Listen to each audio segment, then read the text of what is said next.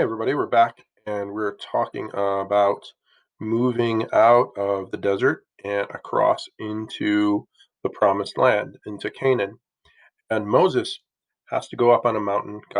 Commands him to go up onto the mountain and uh, to watch his people travel into the promised land um, from the mountain, and he never gets to cross into the promised land. This is what Martin Luther King references the night before he's assassinated when he says, "I might not, we look into the promised land. I might not be there with you," you know, which is super ironic. But so Moses is left, and he has put Joshua in command. And Joshua is a good military leader, and they cross the Jordan River and taking back the land of Canaan. First thing they have to deal with is Jericho, this big city with thick walls. And God tells him, "We'll just have the people walk around the city." And at first, the people of Jericho are super nervous. This huge group of people are coming in and they're going to attack. But then you realize that these people have no weapons and they're just there coming out of the desert. So they're not a major military threat. So for 6 days they walk around this, not straight, but 6 days they walk around the city of Jericho. And on the seventh day they walk around 7 times. And on the seventh time, God says to, okay, um, blow the horns and bang the drums and make all kinds of noise, and the walls come tumbling down, and the people storm in and take Jericho. And after that, the God is with them. The Ark of the Covenant is there, and Joshua and the Israelites take back Canaan. And so things are going really well. Joshua doesn't become a king, but judges are established. These are kind of political, religious, military concerns. They don't have a gavel. That's not those kind of folks. Um, so the tribe of Levi is totally involved. They don't have a land. They're involved in taking care of the ark, kind of the spiritual priests.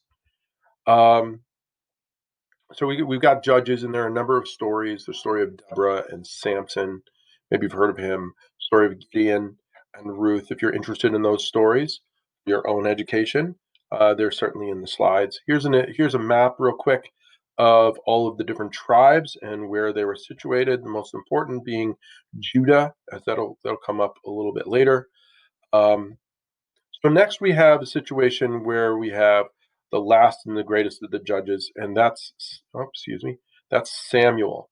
And Samuel is in conversation with the people, and the people are looking around and they see these other kingdoms, and they're like, they have a cool king. We want a king. And Samuel's like, yo, that's not a really good idea. And he goes to God, and God's like, yeah, no, that's not a good idea.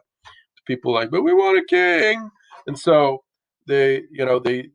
God's like, all right, they want a king, they can get a king. Here's what I want you to do. I want you to go over to a well that I will show you, and you sit there and you wait for a man who wants to show you, who wants to know if you've seen his ass. And Samuel's like, what? What are you talking, God? Is this a trick? Whatever. No, just go and do it. So he goes and he sits at this well. And not too long after, a tall, dark, handsome, strong young man approaches and asks Samuel if he has seen um, his father's donkey, right? And Samuel's like, "Okay, God, I got you. That's good. That's good. I see you." And so he anoints this man named Saul as the first king of Israel. And so for a while, Saul is a pretty good, faithful king. But then things start happen, and the story kind of revolves around the moral of listen to God regardless of what he says, right? And some of it doesn't make sense to us. So there's a situation where Saul is fighting with the Israelite army against the Philistines, a rival kingdom that's a pretty good match. So it's a good battle, right? And then all of a sudden Samuel comes to him and says, God wants you to kill the Amalekites over here. And Saul's like, "What? Those Amalekites are not bothering us. They're really small, and they're not really a threat. So why should we go kill them? Because God says, now go and do it."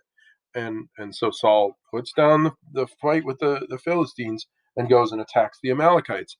And Samuel says, "Oh, by the way, No Amalekite is supposed to be left alive, so kill them all. And Saul's like, okay, why? So he kills them all, and then there's the Amalekite king, and Saul's like, this, who didn't even know what was going on, and Saul's like, well, do we really need to kill this guy? And all of a sudden, Samuel shows up and is like, why is he still alive? Grabs his sword and cuts off the Amalekite king's head, and is like, you know, why did you leave him alive? And so from that point on, I guess because Saul disobeyed God, um, he lost God's support. And so Saul sinks into kind of depression. He has a son and a daughter, Jonathan and Michal as a daughter, and so things are going along. He's still battling the Philistines, not doing very well. And so God comes to Samuel and says, "Okay, we got to get ready for for a new king." And so he says, "I want you to go to the town of Bethlehem, and I want you to go to the house of a man named Jesse. And the house of the man named Jesse, he has some sons, and amongst his sons you will find the new king." And Samuel's like, "Yeah, but which one?" And God's like, I'm gonna let you. I'm gonna let you figure that out." And so Samuel, who's a kind of a rock star, walks into this small village called Bethlehem and says, "Hey, is Jesse around?" And there's people are all around him, excited him, asking him for autographs. And Samuel, and so he goes to the house of Jesse, and Jesse brings his boys out and all his oldest boys, and says, "Oh, here's all my boys." And Samuel's looking at him like, none of these guys like speak to me. And he said, "You sure these are all your boys?" "Well, there's the little one. He's out back with the sheep. He's bringing in the herds." "Well, get him in here too." So, and in comes David, who is this young, maybe 13, 15-year-old kid who's tending the sheep.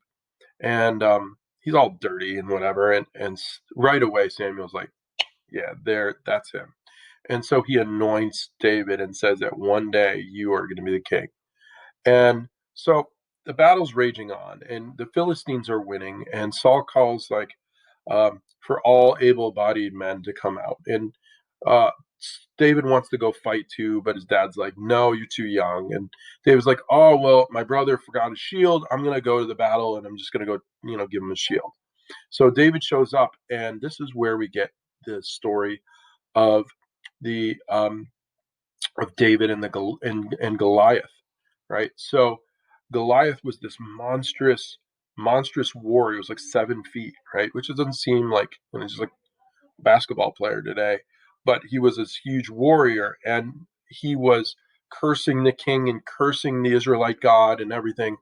And David was mad because nobody was stepping up to fight him because everybody was afraid.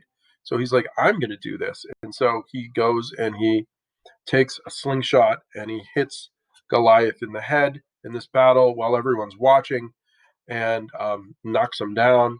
David goes over with Goliath's sword, kind of picks it up and cuts off his head. The Israelites are shocked. The Philistines are shocked. The Israelites are like, "Let's go." And they go and they attack the Philistines. Big old battle.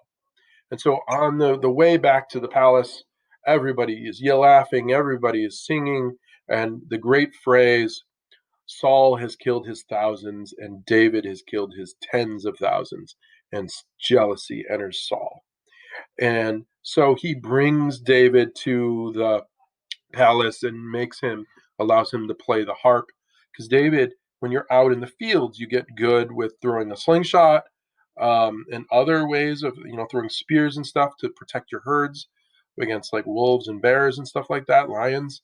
But then you also have to you're bored, so you learn how to play music. And David was a great songwriter, and so he had all these songs that he would play, and he's a great musician. And so this is where the book of Psalms comes from, as there are a whole bunch of the lyrics of David's songs, right? We've lost the music to them, but we have the words. And so David becomes a member of the household, and he and the son of Saul, Jonathan, become very good friends. Probably maybe one of the best examples of friendship in all of the um, in all of the Bible. We'll talk more about those in a minute.